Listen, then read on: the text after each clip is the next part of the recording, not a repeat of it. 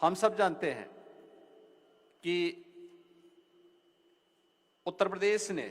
Defence manufacturing corridor के लिए 5000 hectare के एक बड़े लैंड बैंक को बनाने की कार्रवाई को आगे बढ़ाया है और जिसमें से हमारे पास अब तक लगभग 5000 एकड़ लैंड हम लोगों ने लैंड बैंक के रूप में प्राप्त किया है, जिसमें अलग अलग नोड्स पे कार्य प्रारंभ हुआ है। उत्तर प्रदेश में इस अलग अलग नोड्स में जो कार्य अब तक प्रारंभ हुए हैं, जिसमें लखनऊ में BrahMos aerospace and Aerolloy technologies, Jhansi में Bharat dynamics limited, armed vehicle Nigam limited और Tata technologies limited, global engineering limited और डब्ल्यूबी इलेक्ट्रॉनिक्स इंडिया लिमिटेड, इन सभी के द्वारा ये कार्य प्रारंभ हुआ है। अलीगढ़ में Shankar research lab, LLP and Emitec electronics शामिल हैं, जिनमें अब तक कार्य प्रारंभ हुआ है और जिसमें कानपुर में Adani defence system and technologies limited, Anant technologies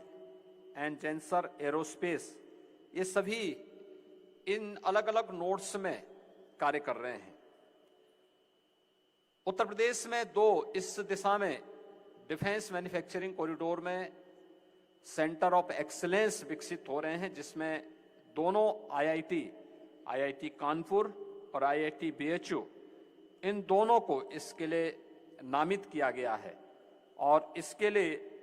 रक्षा मंत्रालय ने भी उत्तर प्रदेश में टेस्टिंग सुविधा का इंफ्रास्ट्रक्चर विकसित करने के लिए सहयोग करने में अपनी साझेदारी दिखाई है। उनके इंफ्रास्ट्रक्चर डेवलपमेंट के लिए भी अपना सहयोग प्रदान करने की कार्रवाई की है। उत्तर प्रदेश में डिफेंस कॉरिडोर में डिफेंस एंड एरोस्पेस सेक्टर की एमएसएमई एंड स्टार्टअप की विशिष्ट जरूरतों को पूरा करने के लिए जो भी सहयोग की आवश्यकता पड़ती है, उसके लिए एक अनुकूल वातावरण प्रदेश के अंदर बनाने का कार्य हुआ है और इसके पीछे का उद्देश्य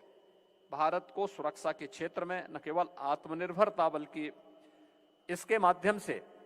हम न केवल अपनी स्वयं की आवश्यकताओं की पूर्ति कर सकें, बल्कि देश की सुरक्षा